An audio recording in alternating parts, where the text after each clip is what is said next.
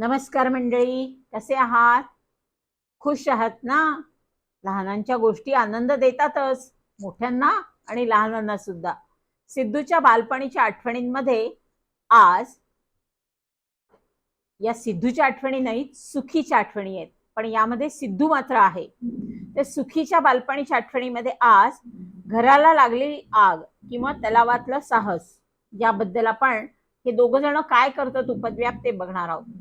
आता बघा, शाळा भरायला थोडासा अवकाश होता, म्हणून सिद्धू आणि सुखी म्हणजे मी बेटीदांडू खेळण्यात अगदी गुंग झालो होतो. आम्हाला कशाचं भान राहिलं नव्हतं.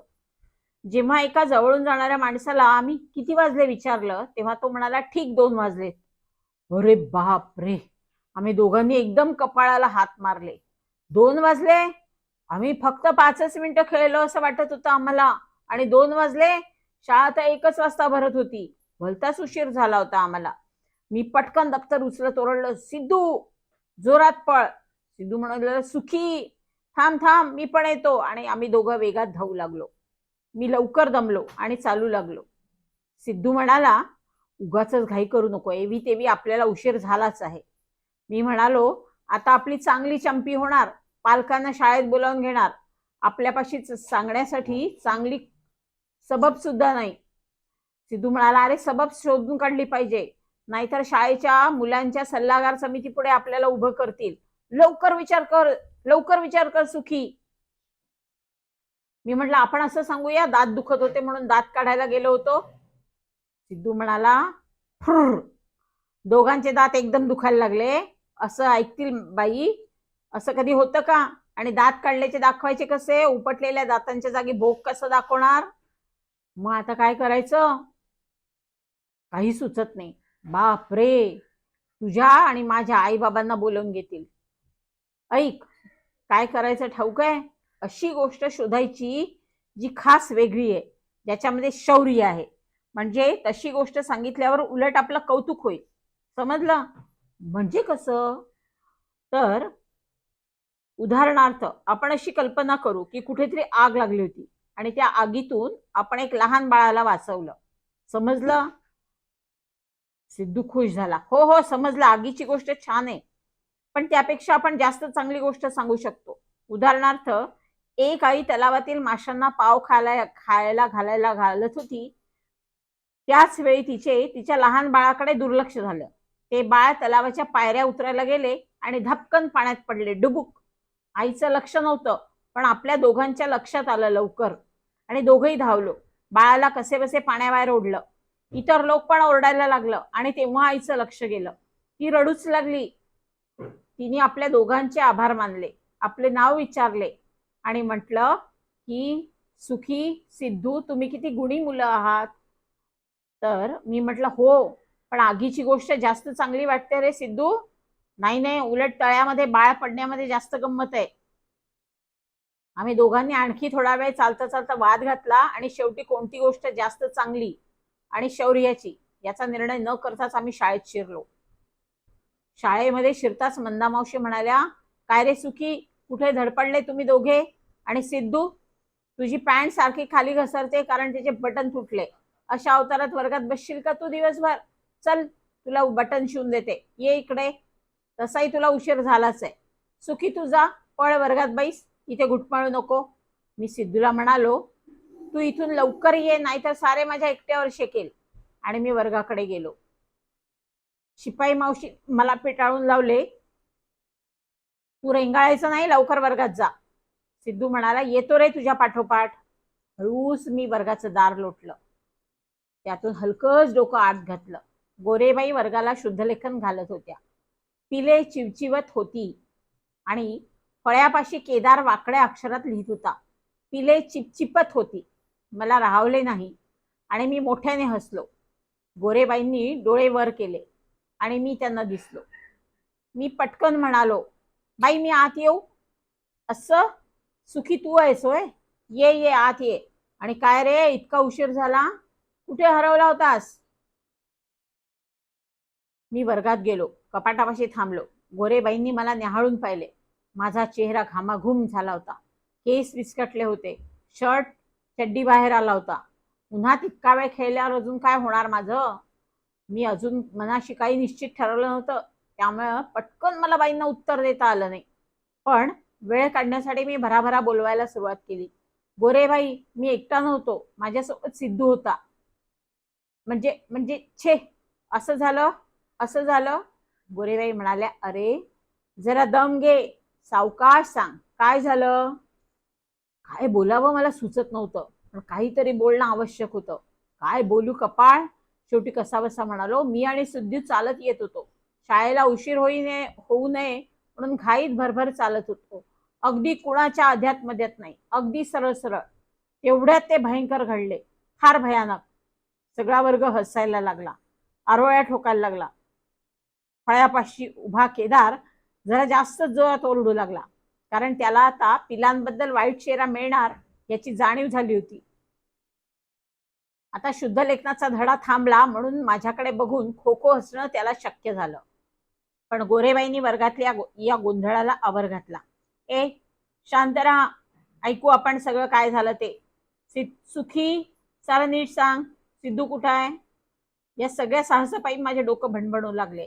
मी एकाएकी जाहीर केले, सिद्धू शिपाई मावशीला बटणं शिवतोय.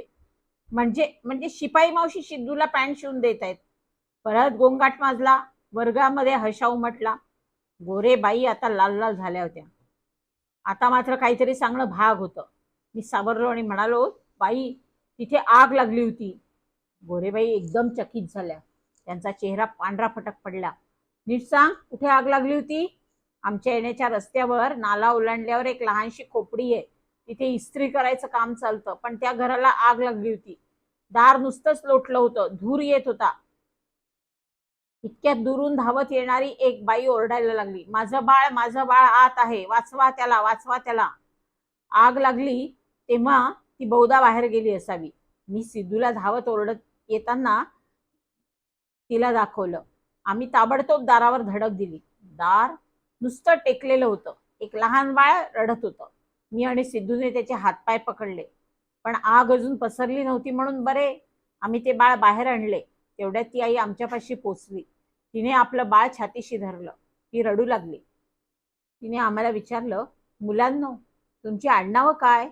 तुमच्याबद्दल मी वर्तमानपत्रात 4 चांगले शब्द सांगेन लिहायला. आम्ही म्हणालो, एवढ्या छोट्या गोष्टीबद्दल आमचे आभार कसले मानता? आम्ही मानवतावादी कार्य केलंय, आम्ही नम्र मुलं आहोत. आणि आम्ही तिथून निघालो. त्यातनं बाई खूप वेळ गेला. तर गोरेबाई, मी आत बसलो तर चालेल आता? गोरेबाईंनी टेबलापासून माझ्याकडे बघितलं आणि त्या माझ्याजवळ आल्या. त्यांनी मायेने माझ्या डोक्यावर हात ठेवला.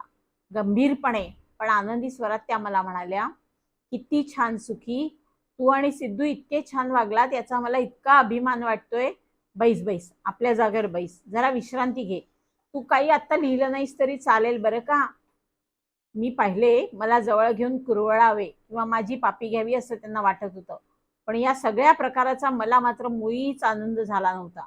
मी सावकाशपणे स्वतःच्या जागेवर बसायला गेलो. सगळा वर्ग स्तब्ध होऊन माझ्याकडे बघत होता, जसा काही मी मोठा पराक्रम केला होता. पण मला मनातून अगदी चोरट्यासारखं वाटलं.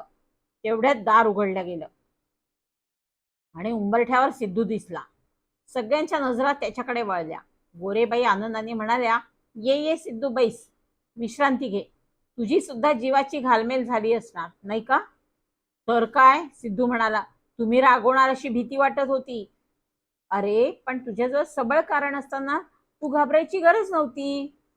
तू आणि सुखी दोघांनी एका लहान मुलाला वाचवलं असं सुखी म्हणत होता, गोरेबाई म्हणाल्या. असे प्रसंग काही रोज रोज घडत नाहीत. सिद्धूने चक्क आ बसला आणि आम्हा दोघांचं संभाषण तो पूर्ण विसरला असं दिसत होते. मुलाला तो तोत्र बोलायला लागला. वाचवलं? कुणी कुणी वाचवलं? आता सिद्धू सगळा विचका करणार हे मला जाणवलं. त्याला मदत करण्याच्या हेतूने मी गोड स्मित करत म्हणालो, सिद्धू, आता उगाच आव आणू नको. मी बाईंना सगळं सांगून टाकलंय आतापर्यंत, आणि माझ्या थापे बाजूला त्यांनी खोटे पडू नये म्हणून त्याला डोळ्यांनी खुणा करू लागलो. तो मूर्ख एखाद्या मठ्ठ मेंढ्यासारखा उभा होता. आता मी दोन्ही डोळे मिचकावून त्याला इशारा केला. असं दिसलं की त्याच्या टाळक्यात आता प्रकाश पडला. पुढे काय करायला हवे याचा त्याने ताबडतोब तर्क केला. तर आमच्या सिद्धूने अगदी लाजऱ्या बाळाप्रमाणे जमिनीवर नजर वळवली आणि शिसारी आणणाऱ्या नम्र आवाजात म्हणाला, कशाला बोललास सुखी तू? अगदी साधी बाब. अस्सल नटाप्रमाणे त्याचा चेहरा नम्र झाला होता. वा रे सिद्धू वा. त्याच्या बेमालून अभिनयाची मी अपेक्षा केली नव्हती. तो आपल्या बाकावर जाऊन बसला व वह्या काढू लागला. सारा वर्ग त्याच्याकडे आदराने बघू लागला, अगदी मी सुद्धा. खरं म्हणजे हा विषय एव्हाड्यावरच संपला असता तर बरं झालं असतं. पण अचानक सिद्धूची जीभ सैल सुटली. तो म्हणाला, ते बाळ काही फारसं जड नव्हतं. 10-15 किलोचा असावा. त्याला उचलणं फारसं कठीण नव्हतं. गोरेबाई म्हणाल्या, कोण 10-15 किलोचा? सिद्धू म्हणाला, तो मुलगा तलावात पडलेला. गोरेबाई म्हणाल्या, ते बाळ होतं ना लहान. छे छे, तो तलावात उतरणारा मुलगा ज्याला आम्ही बाहेर ओढून काढलं तो जरासा मोठा होता, 15 किलोचा. तू काहीतरी चुका करतोस का? अरे तुम्ही एका लहान बाळाला वाचवले ना, आणि तिथे तलाव कुठून आला? सिद्धूच्या डोक्यात एव्हाना प्रकाश पडायला हवा होता, पण तो सिद्धू कसला? तो आपलंच म्हणणं रेटत होता. बाई, आईची नजर चुकवून तो मुलगा तलावातल्या पाण्यात पाय टाकायला गेला आणि धपकन पाण्यात पडला. गटांगळ्या खायला लागला. मी आणि सुखी तलावाजवळ होतो आणि आम्ही दोघांनी ते पाहिलं. आम्ही धावत पायऱ्या उतरलो. दोघांनी मिळून त्याला बाहेरून ओढून काढलं. तेवढ्यात त्याची आई आली. ती धाय धाय रडत होती आणि मी काहीच करू शकत नव्हतो. आता मी सुद्धा काही करू शकत नव्हतो. सिद्धूने थापा मारण्यात माझ्यावर कडी केली होती. सर्व वर्गाला कळून चुकलं होतं की सिद्धूने थापा आणि मी सुद्धा सुखीने थापा मारल्या होत्या. त्यामुळे सिद्धूच्या प्रत्येक वाक्याबरोबर हशा उसळत होता. त्यांनी गप्प बसावे, थापा मारणे बंद करावे म्हणून मी त्याला इशारे करत होतो. पण कुठल्याही माझ्या खुणांना सिद्धू दाद देत नव्हता आणि आपलंच रेटत होता, आपलंच गाणं गात होता. तर तिथे एक आजोबा मला म्हणाले, बाई की तुम्ही एवढे मोठा एक जीव वाचवण्याचं एवढं मोठं काम केलंय. माझं हे सोन्याचं घड्याळ तुम्हाला बक्षीस देतो. पण आम्ही म्हणालो, नको नको, आम्ही नम्र भारतीय मुलं आहोत. माझा संयम संपला. मी म्हणालो, सिद्धू तिथे आग लागली होती, तू गोंधळ करतोय. सिद्धू म्हणाला, तुझं काय टाळकं फिरलंय? तलावात आग कशी लागेल? तूच सगळा गोंधळ केलास. सगळा वर्ग हसून हसून सगळ्या वर्गाची मुरकुंडी वळली होती. गोरेबाईंनी टेबलावर पट्टी आपटून आवाज केला. सगळेजण एकदम गप्प झाले. सिद्धू तसाच आवाजून उभा राहिला. गोरेबाई म्हणाल्या, दोघं इकडे या, इथे उभे राहा. किती शर्मेची गोष्ट, खोटेपणाचा अगदी कळस. मला वाटलं होतं माझे विद्यार्थी किती आदर्श बालवीर आहेत, पण हे तर खोटारडे निघाले. सर्व वर्गात विचित्र शांतता पसरली. मी मान खाली घालून सिद्धूला चिठ्ठी लिहिली. बघितलंस, खरं बोलायला हवं होतं. त्यावर त्यांनी उत्तर लिहिलं, अर्थातच एक तर खरं बोलायचं किंवा काय खोटं बोलायचं ते आधीच ठरवून घ्यायचं. ही चूक झाली आपली. आजचा भाग इथे संपला. धन्यवाद.